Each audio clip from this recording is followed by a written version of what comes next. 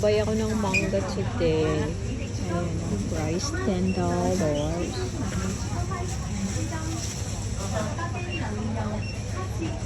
Yay, Dorian.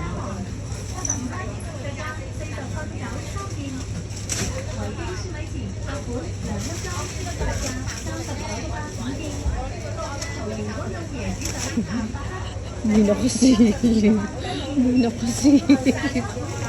Ano to? Dragon fruit na mahal yan. Yan ang expensive na dragon fruit from Ecuador.